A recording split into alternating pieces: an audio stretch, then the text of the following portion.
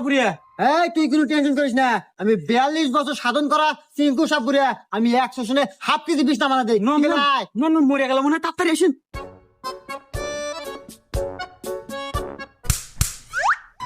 ইস বাপু, তুমি যদি আমাকে 2টা মিনিট আগে আনতে, তাই আমার এই বিষ আমার আয়ত্তে থাকে, আমি বিষ নামাতে পারি। কিন্তু এই বিষ আমার আয়ত্তে আর নাই। এই বিষ চলে গেছে পদ্মা দেবীর আয়ত্তে, আর সাথে মারাও গেছে। আচ্ছা সাপুরিয়া, আপনি জানি কত বছর সাধনা করিয়া আপনি সাপুরি হয়েছেন? ওই কথার কই না বাপু, পুরো 42 বছর সাধনা করে আমি সাপুরিয়া হচ্ছি, কি জানো জানো কথা। হ বাপু, খুব কষ্ট তাই না? আচ্ছা সাপুরিয়া সাপ, আপনি যে কইলেন ওই মারা গেছে, আরে বাপু ও তো সাপই কামড় দেয় নাই, ও তো ঘুমাচ্ছে।